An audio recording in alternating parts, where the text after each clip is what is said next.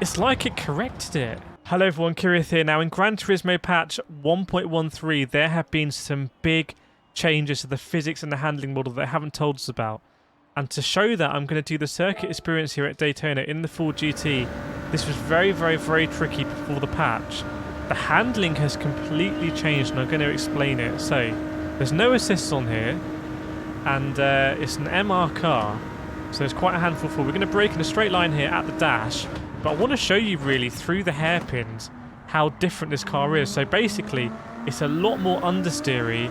And there's basically a lot less danger that you're going to oversteer. So this International Horseshoe before was a very oversteery corner, if you remember. And now I'm just waiting, dumping the throttle, and there is just understeer on the exit. It's crazy. There's no oversteer, it's just understeer. It's a very big difference. We're going to go through here flat, and we're going to do a similar hairpin here. Brake in a straight line, let the car rotate, and then get on the power. And again, we just understeer. It's completely different. It is completely different. Get on the power here, and we just understeer. We're understeering again.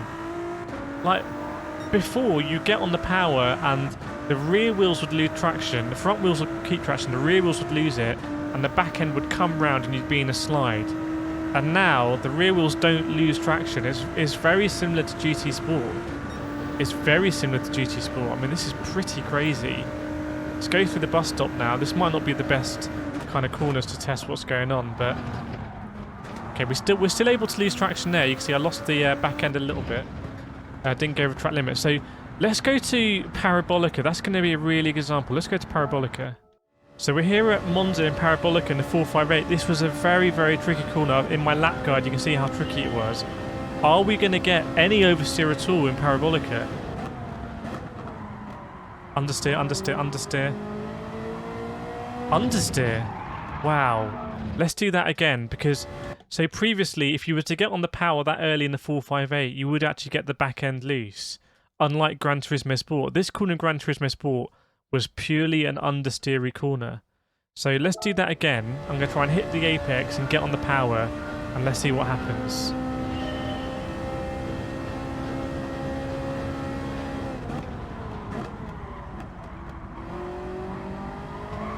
I mean, look how much I'm turning the wheel. This is completely different. We'll do it one more time.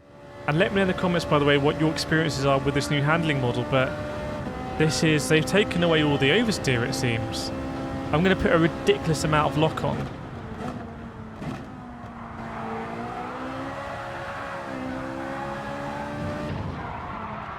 It's like it corrected it.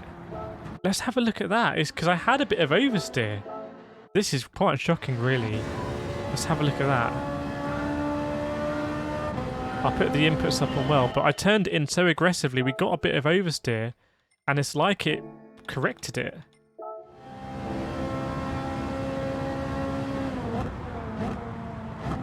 So here we go, see into the slide. Whoa, and the back end never came around. Like that back end would have come around 100%. 100%. So there has been a big change in the handling model in Gran Turismo 7. And this is going to have quite big ramifications. It's going to make MR cars, I think, quite useful. This is like having some kind of counter steer assist on or something. I mean, look at the way that the car never crashes there, never spins out. I mean, that was, for anyone who's watching that played Gran Turismo 7 before the patch, you know that was going into a spin. So that is crazy. So yeah, big changes in the handling model. Let me know your thoughts.